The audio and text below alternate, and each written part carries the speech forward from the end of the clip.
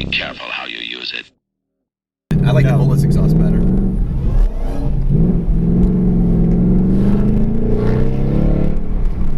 Alright, I don't know. Even the pickup is better than mine is. Yeah. Where does this guy go? I have no idea. It's like one of those people that goes wide to make a right turn. I know. It's like he's driving an 18-wheeler. He's in a Stinger. Alright. So. Oh, that turn is nice. Isn't it? And it just sticks, dude. And very communicative. The tires are letting you know exactly what's going on, because there was a little bit of understeer, but it tells you, and it's just a very minimal. Where was this lead guy when I was driving Seriously. this? This is how we should be driving this car. This is really right? nice.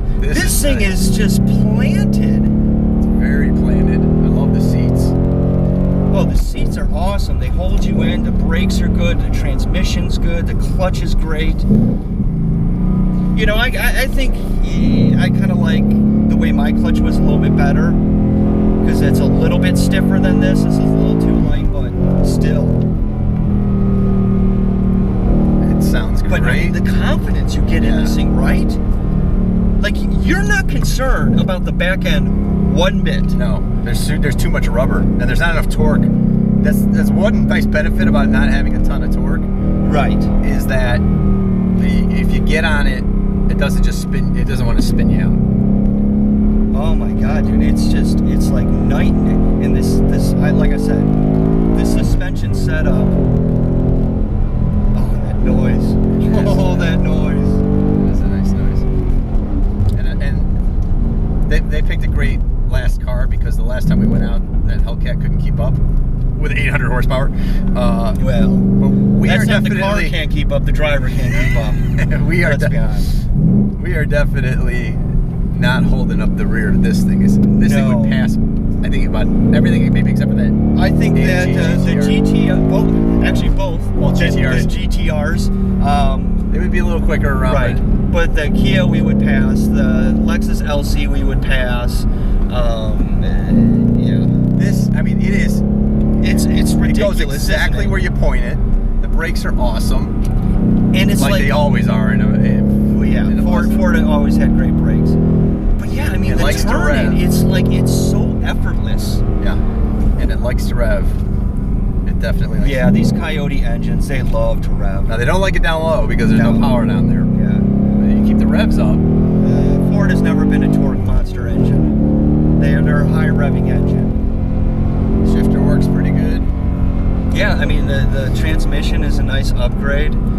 But like I said, man, for me, just that handling that this Mustang, this setup here is taken your standard Mustang GT from a pony car to a balls out track sports car. This is a track car. Right. This is a sports car now. Yeah. This is not a pony car. This is not a muscle car. This is a straight up sports car now. It feels like a sports car, handles like a sports car, sounds like a sports car. I got 2 laps. What's going on here? You had that dick who couldn't drive. Oh my God, I'm gonna have to take this out again later on. This thing is I'm impressed. Okay, so a track car means you've got great handling for the track, right? Which means it can turn. It's got good turn in. It stays planted, which is this is staying very planted. Puts the power down. It's got great brakes, and it's got a motor that can get out of its own way, at least. This thing is much more than that. Right, and a motor that loves you to abuse it. Yeah. Like, it begs you to beat on this motor. The Coyote engine is it's such a bulletproof motor. It really is a great engine. And on top of it, it just sounds great. But, like, I mean, how much fun are you having right now in this car? I'm you know having what I'm a lot saying? of fun, because look, I mean, the turn in is knife-like. It is. Okay, now nice. you have a 18 or 17 Grand Sport Corvette, right? Which is very track setup. Yep.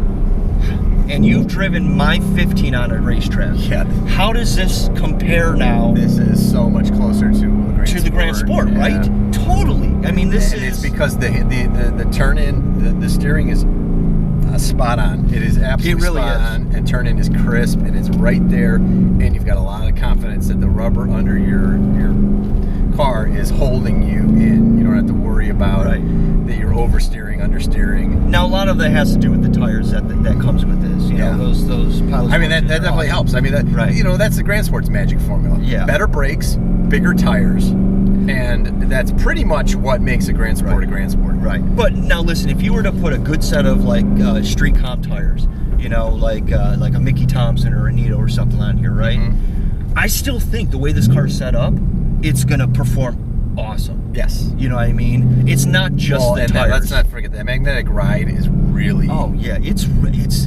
really does enhance. You know, I always thought it was just a nice little gimmick. Like, oh, you know, for the guys that want it nice and comfortable, blah blah blah. But no, it really does make a difference. For the track, it makes a huge difference. Huge difference. I am way impressed. I mean, literally from Ford as a package option. They have turned the Mustang GT into more than just a Sunday cruiser. Absolutely true.